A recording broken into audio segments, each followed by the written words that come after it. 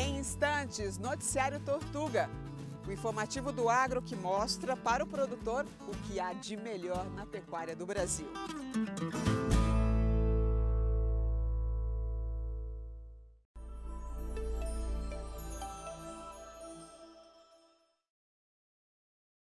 Olá a todos, bem-vindos ao Noticiário Tortuga. Vamos mostrar hoje esforços de pesquisadores para ampliar conhecimentos sobre bem-estar animal e falar do planejamento para a próxima estação de monta.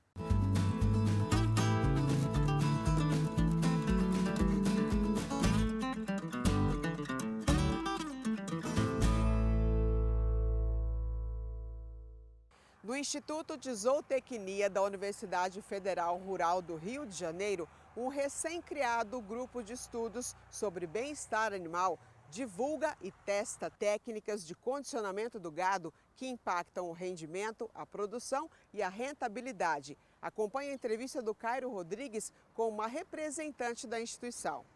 E vamos agora lá para Seropédica, no interior do Rio de Janeiro, conversar aqui com a Sabrina Grégio. Bem-vinda, Sabrina, aqui ao nosso programa Noticiário Tortuga de hoje. Obrigada, Cairo. Obrigada pela oportunidade. Nós que agradecemos.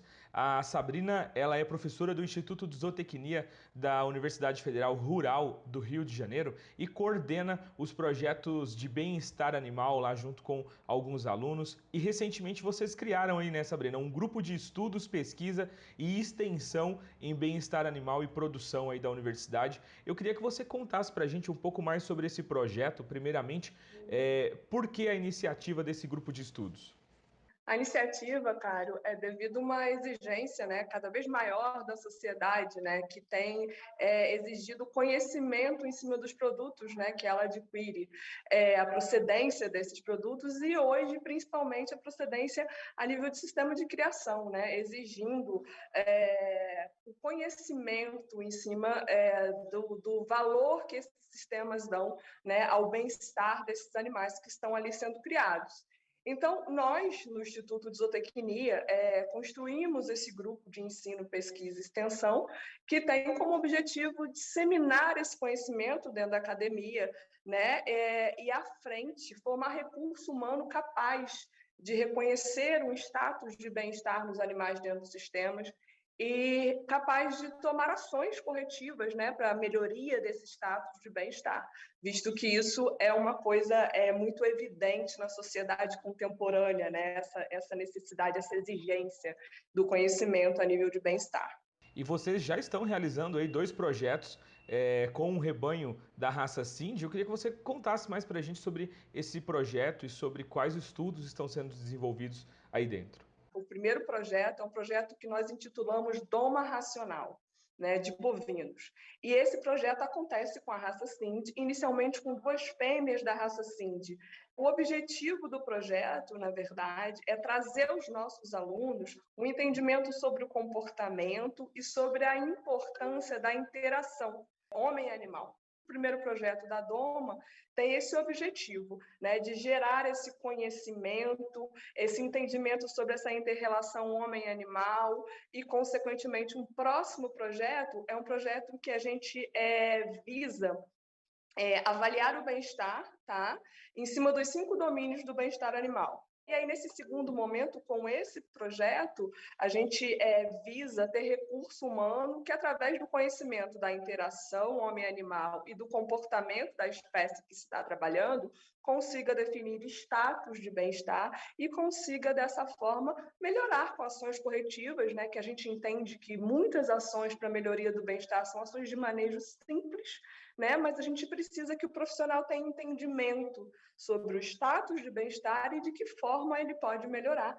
o status do bem-estar. Então, os nossos projetos estão vinculados, né, nesse objetivo de disseminar o conhecimento, sensibilizar quanto ao bem-estar e formar recurso humano capaz de atuar, né, no bem-estar animal.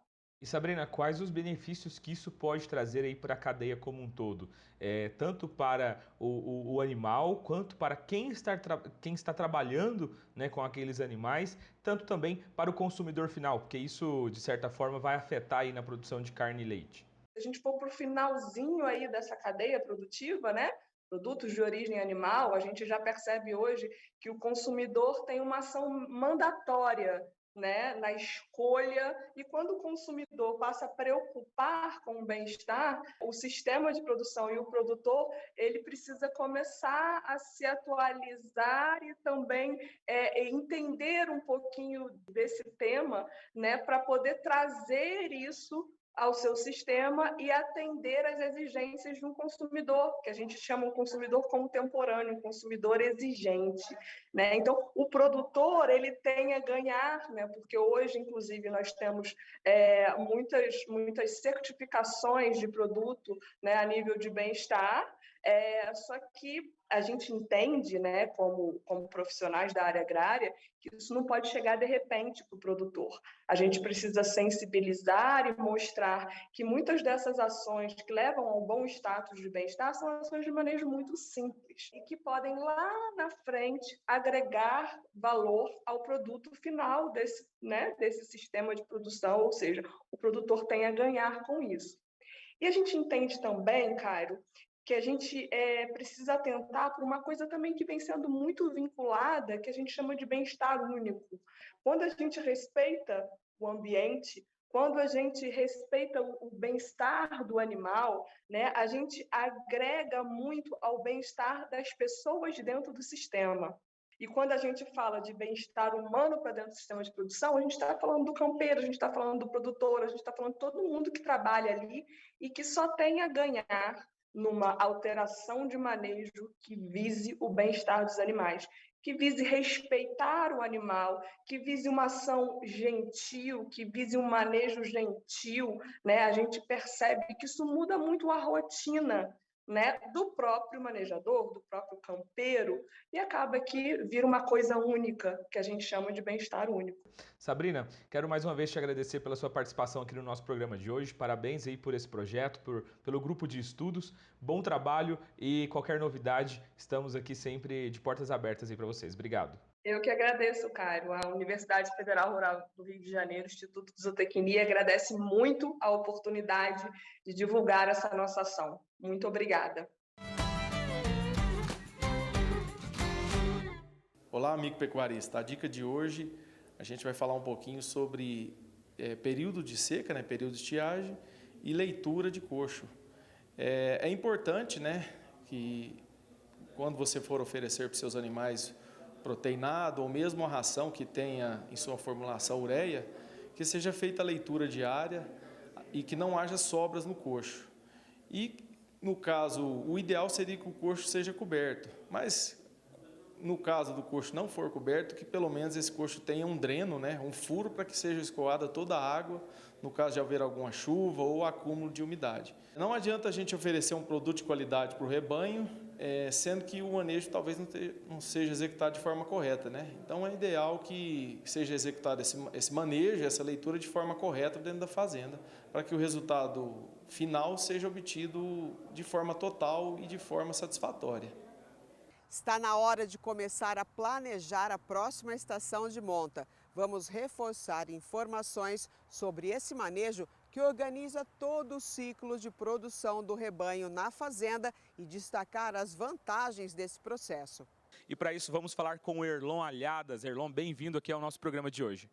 Muito obrigado, é um prazer a gente estar podendo contribuir, né, para a gente tentar trazer um pouco mais de conhecimento e integrar o que a gente faz às vezes, né, dentro da academia, o que a gente desenvolve dentro da empresa, diretamente como benefício para o nosso cliente.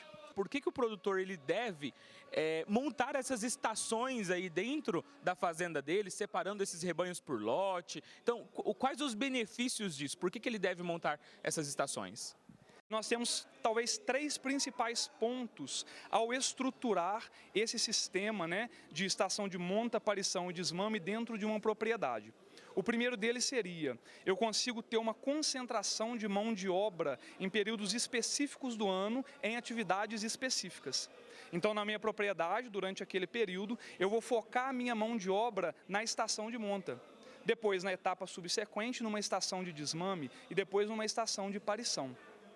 Segundo ponto, pensando na melhoria tanto produtiva quanto econômica do sistema produtivo, né? quando eu concentro essa estação de acasalamento, eu tenho uma maior assertividade ao selecionar animais pouco produtivos e retirá-los do meu rebanho, e animais com bom índice de prenhez e de produtividade e mantê-lo no meu rebanho. O terceiro ponto seria relacionado ao processo nutricional que envolve a fase de cria. O rebanho de cria, eu preciso pensar no bezerro, mas eu preciso pensar também na matriz. Então nós estruturamos esse processo de forma que o meu bezerro nasça em uma época de menor desafio sanitário possível, para que ele possa ter um melhor desempenho. E para que ele nasça nesse período que a gente chama de transição secas-água, eu preciso colocar o meu animal em reprodução, principalmente nos últimos meses do ano e nos primeiros meses do ano. Isso vai fazer com que eu coloque esse animal em reprodução numa estação onde eu já tenho uma boa oferta de forragem. Então, do ponto de vista da matriz, quando eu coloco ela em reprodução, a gente vai dividir esse período de gestação desse animal em 3 terços. Um terço que a gente fala que é o terço inicial, que é quando vai começar o primeiro processo de desenvolvimento daquele embrião. Um terço que é o terço médio e um terço que é o terço final. O terço médio e o terço final, ele vai coincidir com um período de baixa disponibilidade e de uma forragem onde eu tenho baixa energia e baixa concentração de proteína. E do ponto de vista do desenvolvimento desse meu feto, quando eu olho para o terço médio, é ali que vai acontecer principalmente o processo de formação das fibras musculares. Se eu tenho uma matriz passando por um processo de restrição no terço médio, o desempenho futuro daquele bezerro já está comprometido. Então eu preciso pensar que, associada ao desenvolvimento fetal, eu tenho uma fase de baixa disponibilidade de capim. Do ponto de vista do terço final de gestação, vai ser nesse período que a minha matriz vai ter a maior exigência de gestação. Então ela precisa de muitos nutrientes para poder desenvolver aquele bezerro, aquele feto de forma adequada. Eu preciso pensar numa suplementação estratégica para essas matrizes, tanto no terço médio como no terço final, para eu permitir um bom desenvolvimento do meu bezerro, para ele formar as fibras musculares, para elas se desenvolverem no terço final e eu ter um bezerro pronto para a fase de cria, recria e de terminação. É importante a gente ressaltar o seguinte, quando a gente fala de investir em suplementação e em nutrição, isso necessariamente precisa estar relacionado a uma maior rentabilidade para o cliente.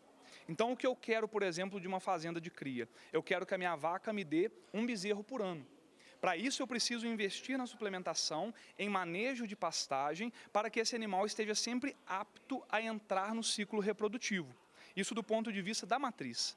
Agora, do ponto de vista do bezerro, nós também temos outras estratégias que contribuem para essa maior eficiência.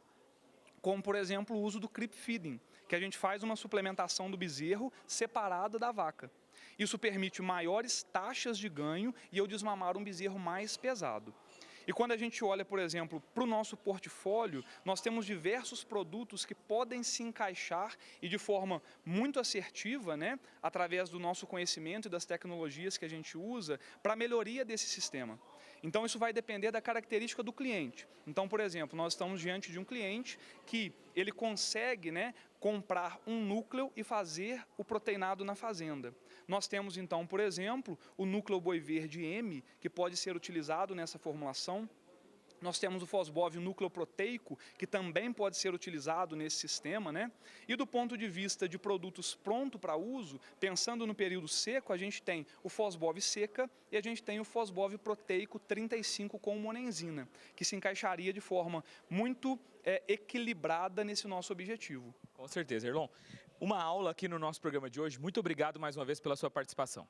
É sempre um prazer poder contribuir e estamos à disposição, atendendo cada vez de forma mais adequada os nossos clientes. Estamos aqui por eles, Muito bem, se você quiser conhecer mais sobre os produtos, as linhas da marca Tortuga, as tecnologias da DSM que estão disponíveis para apoiar toda a estação de monta, você pode visitar o site www.tortuga.com.br. Aponte a câmera do seu telefone celular para o QR Code que está aqui na tela. Noticiário Tortuga no canal do Boi é de segunda a sexta-feira, 7 horas da manhã. Obrigada pela audiência. Te espero no próximo programa.